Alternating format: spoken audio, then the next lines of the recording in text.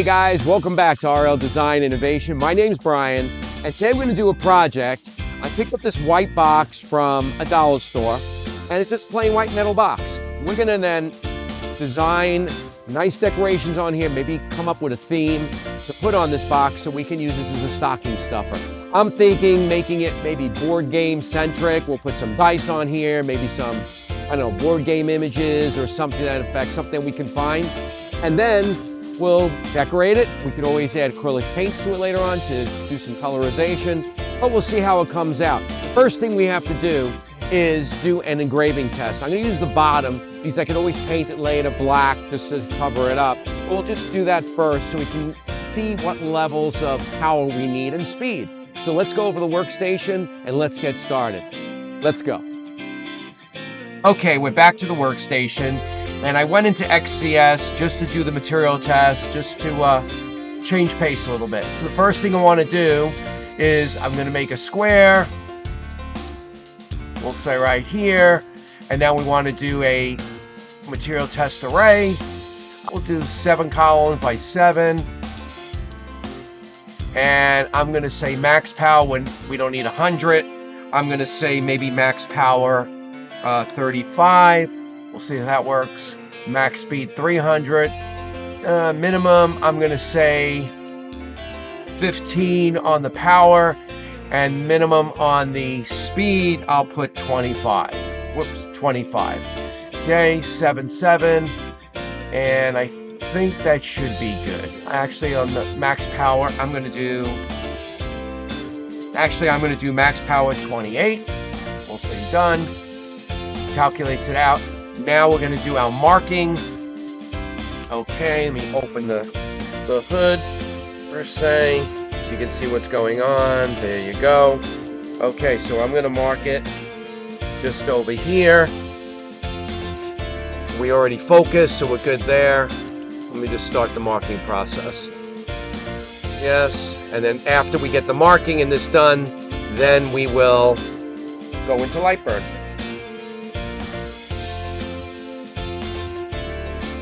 Not too bad.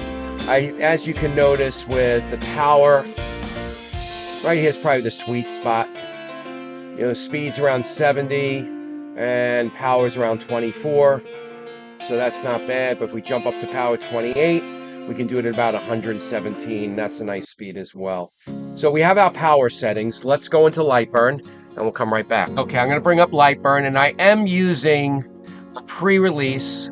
You'll see in a second, it's 1.704 and it's release candidate 2. They have in this release fixed a bunch of stuff, especially with the Xtool series of lasers, anywhere from power to lens perspective and a couple other things. So far I have not had any issues. It seems to be working well. So if you notice, I took out my honeycomb because the box is just a little too tall. So let me just bring this down a little bit. Let's see how that is. That's a little too bad, right? There, just so we can see. You can see there's a glare on the bottom, so I'm not going to destroy the pan because I have sheet metal on the bottom of my pan, and I am using the riser, just so you're aware. Okay, first thing I'm going to do is just move the laser, make sure I'm attached. I am. Let's move the laser over and just do a quick focus so we don't forget. Get that done with. Almost there. Move over. I will say right there, that's good enough. Quick focus, okay. All right, so now I'm going to not show the background for now so we can do some design work and we can always shrink it down. Okay, so now you just have a blank screen. If we want to see it again, just hit show and then you get your image from inside the compartment there. Okay, I'm going to bring in some graphics and show you how to do this. So I got some imagery that I found on the internet using Google search, and then I did a screen capture, cropped them, and saved them as a JPEG. And I'm going to show you now. I'm going to bring up a dragon. As you can see, I already edited, but I removed the background. But how do you do that? So you go to edit, and over here you see a little person. You would go there, and then you would just remove the background and make it white, make it whatever color you want. We don't need to because I did that already. Just wanted to go back to that. Yes. Now I'm going to bring the dragon in. I'm going to bring that in here, and you see it's a regular dragon. We're not doing real gradients, or it's metal with paint over it, so we have to make it more of an SVG. So how do we do that? Now what we do a trace, and I'm going to go probably right about here. We'll see how that works. I'm tracing, okay, and I had it automatically delete. That's not bad.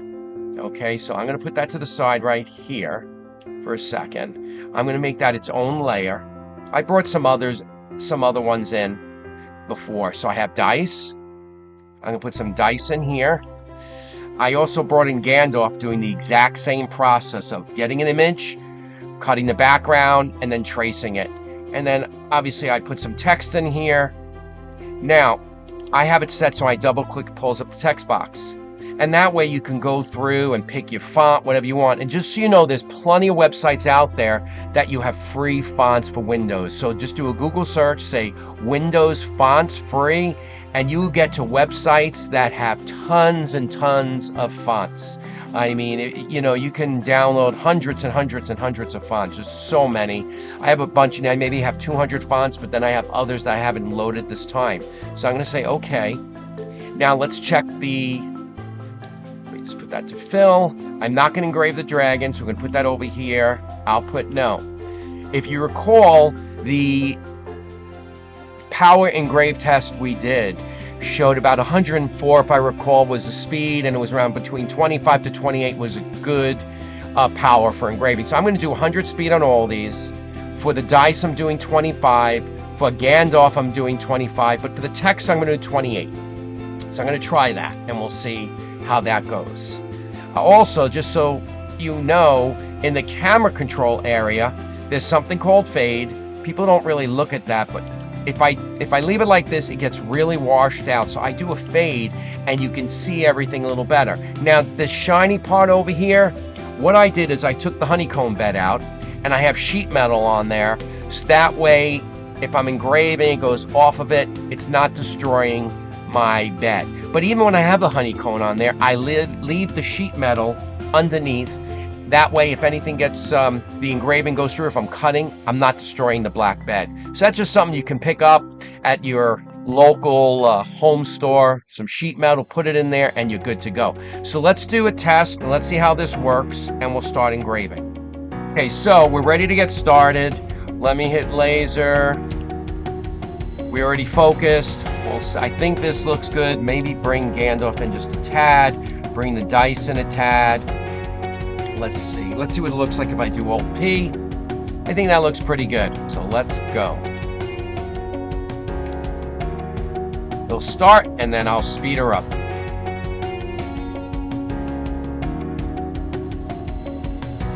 Okay, so we are done with this. Let's see how it looks. There you go. That looks pretty good. Not too bad. Not too shabby, I should say. So what we're going to do now is we're going to do the front and the back. If I wanted to do the side, I would have to have the riser in here. But what I would have to do is build a frame with, say, 2x4s, and then take the whole laser to lift the whole laser up, and then remove the riser tray, and then put that sheet metal underneath it. But I don't think I need to do that. I think I'd rather just do the back and the front, and then go from there. So next step is let's design the front part, but let me get it situated. Let me do an update overlay, and let's see. Let's zoom in a little bit. That's pretty straight, but let's get rid of this imagery. Actually, we'll get rid of Gandalf. Let me go to the color layers. Gandalf is green. Not doing it. Get rid of him. The dice. Let's get rid of that. Again, not deleting it, not showing it, but I like the title, the gamer's box, going in the front. But let's shrink it a little bit. Right here. Let's see how that dragon would look. I think we'd have to shrink it a little bit. Whoop. Unfortunately, there's a little logo from the manufacturer of the box. Let's go over here, maybe something like this. The gamer's box. And that's pretty cool. It looks like it's trying to attack that. Let's see. So this is going to be out. I'm going to do the dragon as 28 is the power, 100 speed. Same thing with this. First thing we got to do since we changed the focus. So let's take care of that for real quick. Do it right there. Focus. And then once this is done, we'll engrave those two things right there. And then we'll pick something. We'll look for another image for the back. Maybe a full Lord of the Rings imagery or something else. So, or maybe some anime. Who knows? But again, the purpose of this is where you're taking something you buy in a dollar store, cheap box per se, and how you're engraving it and just really taking it up a notch and making it more desirable, a nicer product. Okay, so we should be good there. And just double check. These are off, those are on. We are good to go. So let's start this process. Yes, now it's going to start. And we'll speed this up a little bit and we'll come back. Okay, so we're back. Let me show you how this looks. And this came out really nice. That's the front. Now we're going to do for the back. So I'm going to search. Maybe something like that. I'm not going to delete this time. Let's see how this is. Yeah, let's do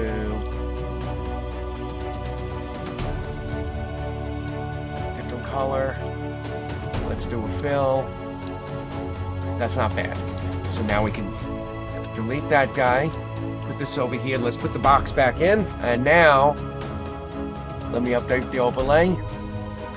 Now it looks a little crooked, right? So let me straighten that out a little bit.